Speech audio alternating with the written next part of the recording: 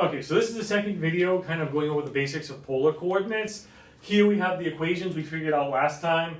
X equals r cosine theta, y equals r sine theta, x squared plus y squared equals r squared, and tan theta equals y over x. Now, like I said at the end of the last video, the goal is to actually begin switching between polar and rectangular coordinates and equations. And the idea is, well, let's see. Suppose I have some point. We'll just say it's the point 3, 4 right here. In rectangular coordinates, that's 3, 4. Try to find the polar coordinates for it. Well, in order to find the polar coordinates, I need to find a radius r and this theta right there. And if you think about it, well, if I want to find the radius, just do what I've done throughout the semester. Draw a triangle. If that's the point 3, 4, this is 3, this is 4. And we can use our equation x squared plus y squared equals r squared and solve for r. I know all of you know this, but just to write it out. 3 squared plus 4 squared equals r squared. 9 plus 16 equals r squared. 25 equals r squared. So r is equal to 5. And there we go. My r is equal to 5. Now I just need a theta. But I actually have my bottom equation. Tan theta equals opposite 4 over adjacent 3. And now to get theta, just do tan inverse of 4/3. And if you'll let me grab a calculator. Let's see. Tan inverse of 4 divided by 3. 53. And we get theta equals 53 degrees. And now there we go. With rectangular coordinates, just draw a triangle. You get your r. Tan inverse gets you your theta. And the point 3, 4 is equal to the point 5, 53 degrees. Pretty straightforward and pretty direct. All of you can draw a triangle and go from there. So now, say we want to go in the other direction. Suppose I have the point 2, and we'll go with pi over 3. Well, let's see. In polar coordinates, that means pi over 3, 60 degrees is my theta, and the radius is equal to 2. So we're at this point right here. I want to find that point in rectangular coordinates, x, y. What do? Well, in this case, it's actually direct, because we know, according to these, x is equal to r cosine theta. So x is equal to r, radius, which is 2, times cosine of theta, which is pi over 3. Let's see, pi over 3 is 60 degrees, cosine of that is 1/2, so we get 2 times 1/2, 1. In order to find the y, do the same thing. Y equals r sine theta. So y is equal to 2 sine pi over 3. Sine of pi over 3 is, I know you all know it, root 3 over 2, so it's 2 times root 3 over 2, and you get root 3. And we're done, and that's it. So as far as converting from rectangular to polar coordinates, it's direct, as long as you know those definitions. To go from rectangular to polar, draw a triangle and you're pretty much done. To go from polar to rectangular, just use these two definitions and you're done. Even if you kind of forget those, you could always just draw a triangle and go from there. If you know this angle and the hypotenuse, you can get the opposite and you can get the adjacent using sine and cosine. So even if you don't necessarily remember those, you should still be able to manipulate a triangle and get all the information you want. The last thing we want to do, since we can manipulate polar points and rectangular points and coordinates, we want to manipulate polar equations and rectangular equations that go back and forth between them. Meaning, to start off with, x squared plus y squared equals 1. Well, that's the equation of the unit circle in rectangular coordinates. What's the equation of the unit circle in polar coordinates? And essentially the way this works algebraically, I have to algebraically get rid of all the x's and all the y's so that the only things that show up in my equation are r's and thetas. And then I'll have my equation. And in this case, it all boils down to algebra similar to the trigonometric verifications you did, using those right there to algebraically manipulate that. And in this case, x squared plus y squared equals r squared, so we get r squared equals 1. And there's your equation right there.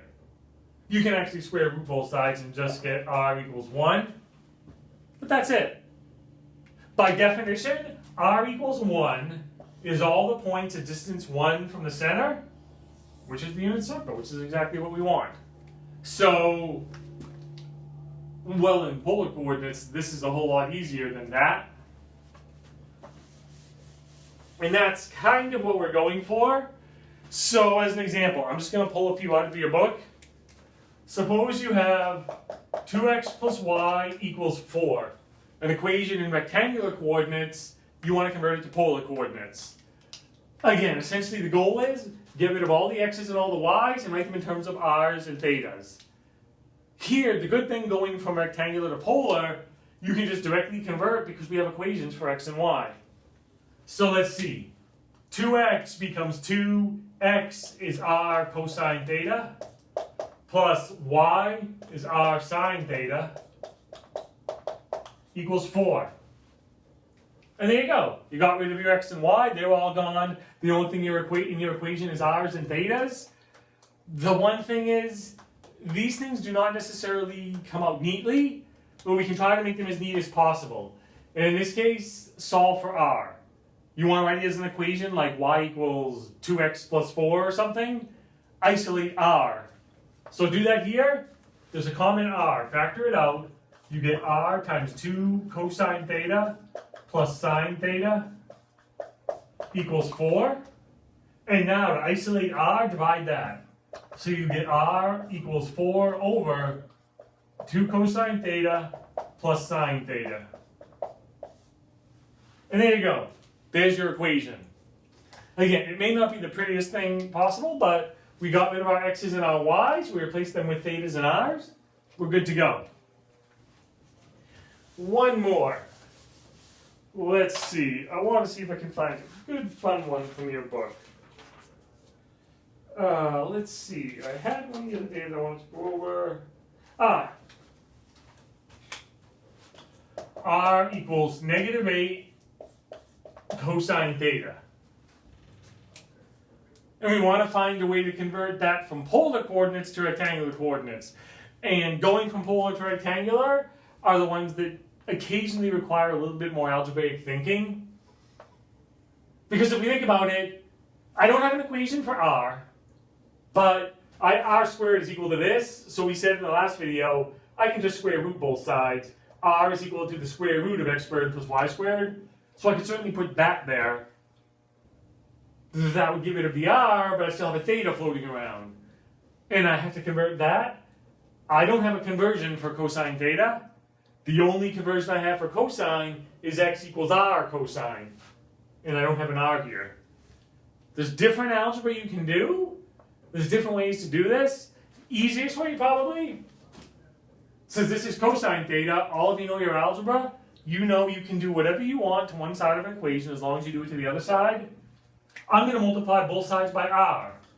On this side, r times r is r squared equals negative 8r cosine theta. Now, r squared is equal to x squared plus y squared equals negative 8r cosine theta is x. Now I have an equation. The interesting part of this, and since we have a few more minutes in the video, I'll do this. What do you do from here? What is that actually the graph of? Well, algebraically, what would you do?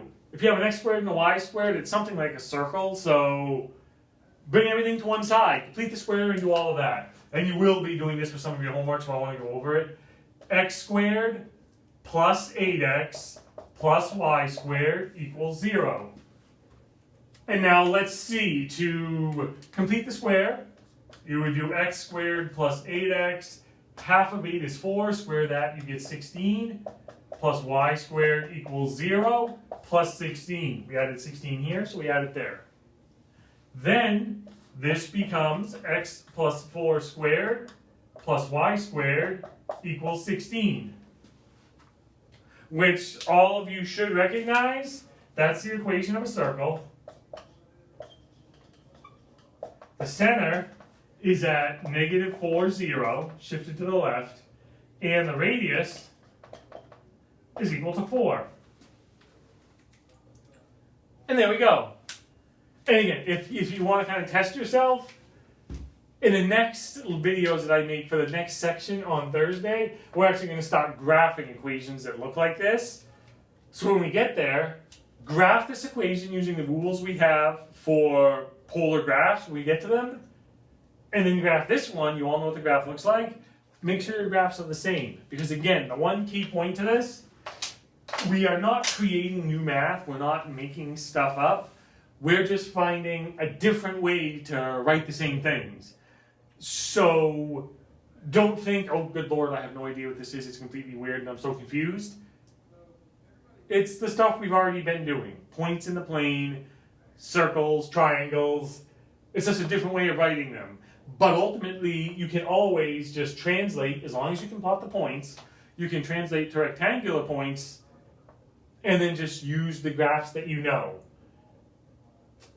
Like I said, this should give you enough to go on for all the algebra you're going to have to do for this section, and then I'm going to post videos on graphing complex polar equations on Thursday. If you have any questions, feel free to stop by my office or email me.